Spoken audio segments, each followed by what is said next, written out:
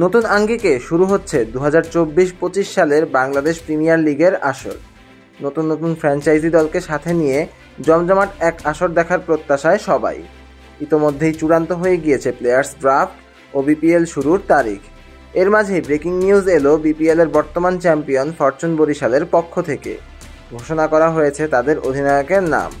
দলকে প্রথমবারের মতো চ্যাম্পিয়ন করা অধিনায়ক তামিম ইকবালকেই পুনরায় ক্যাপ্টেন্স আর্মব্যান্ডটা দিয়েছে বরিশাল কর্তৃপক্ষ।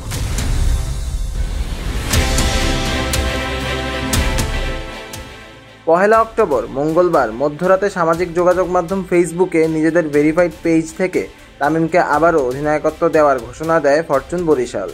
পোস্টের ক্যাপশন বাংলা ও ইংরেজি দুই ভাষাতেই লেখা হয়েছে। শুরুতে ইংরেজিতে লেখা হয় welcome to Fortune Barishal, captain Khan সাহেব। তার নিচেই বাংলাতে লেখা আছে ফরচুন বরিশালের জাহাজের ক্যাপ্টেন হয়ে আবার ফিরে আসার জন্য ধন্যবাদ।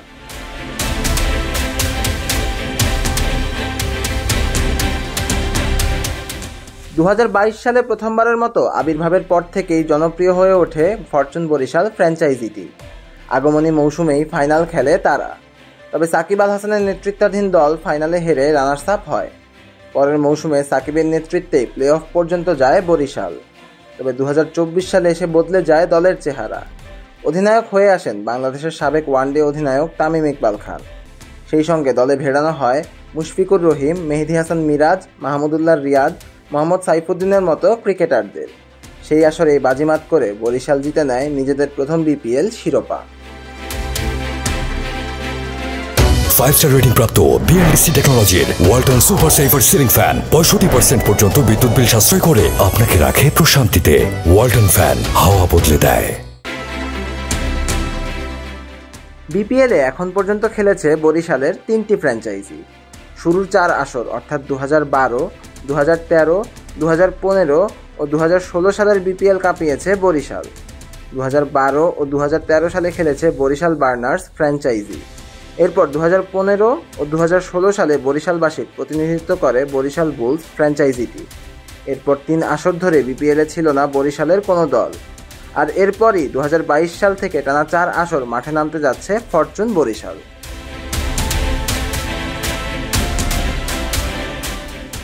তামিম ইকবাল গত আসরে দলকে চ্যাম্পিয়ন করার পাশাপাশি ছিলেন টুর্নামেন্ট সেরা ক্রিকেটারও। গত আসরে 15 ম্যাচের 15 ইনিংসে ব্যাট করে তামিমের রান ছিল 492, গড় ছিল 35.14, স্ট্রাইক রেট 127.13। 3টি অর্ধশতক রয়েছে তার নামের পাশে। দীর্ঘদিন মাঠের খেলা থেকে বাইরে থাকা তামিম ফিরছেন বিপিএল দিয়ে, এমনটা এখন বলাই যায়।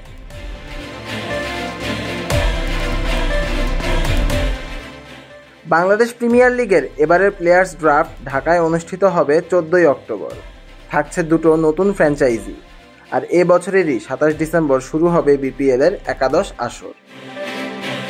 সিয়াম তালুকদার, অনফিল্ড।